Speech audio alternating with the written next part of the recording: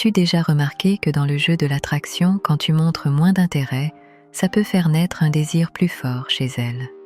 Ce truc bizarre, plus tu t'en fiches, plus elle te désire profondément. Intrigue plein de gens comme toi depuis longtemps. Aujourd'hui, on va explorer ensemble la psychologie derrière ça, de façon simple et claire, pour que tu comprennes mieux comment ça marche dans la vraie vie. Mais avant tout, pense à t'abonner et à liker la vidéo. D'abord, un peu de contexte pour que tu situes l'idée. Cette histoire d'indifférence qui attire n'est pas d'hier. Elle apparaît dans les vieilles légendes, les livres et même les philosophies antiques. En gros, ça vient de nos instincts de survie. Ce qui est rare, comme la nourriture ou un bon partenaire, nous attire plus. Les experts en psychologie l'ont vraiment expliqué au XXe siècle. Par exemple, Robert Cialdini, dans son livre de 1984 sur l'influence, parle du « principe de rareté ». On veut plus ce qui est dur à avoir. Dans les relations amoureuses, ça s'est popularisé avec des livres de conseils dating dans les années 70 et 80. Pense à The Rules, en 1995, qui dit aux femmes de se faire désirer pour attirer les hommes. Et pour les gars comme toi, c'est devenu courant dans les guides en ligne des années 2000, avec les communautés de séduction. Historiquement, après la Seconde Guerre mondiale, les normes sociales encouragèrent les hommes à chasser et les femmes à rester mystérieuses. Mais attention, ce n'est pas juste des histoires, c'est basé sur des observations réelles de comment on fonctionne. Maintenant, voyons comment ça marche vraiment. L'idée clé, c'est la rareté. Si tu sembles moins disponible, elle te voit comme plus précieux. Quand tu es indifférent, ça crée du doute, et ton cerveau libère de la dopamine. Cette hormone qui te fait kiffer l'excitation de la poursuite, pas les trucs faciles. Une étude de 2020 à l'université de Rochester a montré ça. Dans des simulations de dating, les gens trouvaient plus attirants ceux qui se faisaient désirer, parce que ça suggère que tu vaux le coup. Par exemple, sur les apps de rencontres, si tu réponds pas tout de suite ou que tu as l'air occupé, ça peut attirer plus d'attention. Les autres pensent que tu es demandé. Stratégiquement, c'est des petites choses. Réponds un peu plus tard, garde ta vie à toi, évite d'être trop collant.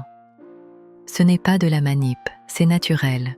Des experts comme David Buss disent que ça montre que tu es confiant et pas needy. Et selon la théorie de l'attachement, si tu es du genre à garder tes distances pour te protéger, ça peut faire que l'autre, plus anxieuse, te poursuive plus. Imagine, 2 mecs draguent la même fille. Celui qui est trop attentionné passe pour désespéré, tandis que celui qui est cool et détaché la pousse à faire des efforts pour te conquérir. Mais est-ce que ça marche pour de vrai? Regardons les faits concrets, avec des chiffres et des études pour que tu vois clair. Une grande analyse de 2020 dans une revue de psychologie a regardé plusieurs expériences. Jouer un peu à se faire désirer booste l'attraction au début, avec 20-30% de désir en plus pour les hard to get, comparé aux trop enthousiastes.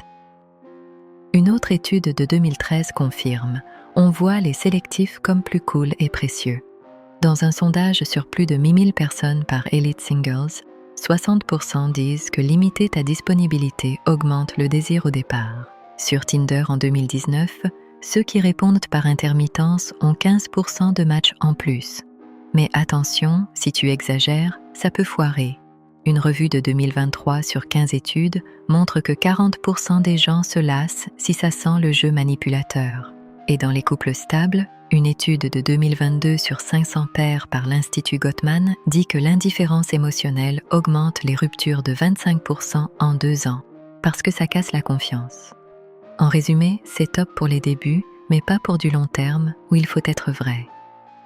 Et les effets plus larges, ça touche tout, la société, l'argent, les gens et la tech. Socialement, ça renforce des clichés, comme dire aux mecs de faire les durs pour gagner les filles, ce qui peut créer des inégalités et de la toxicité.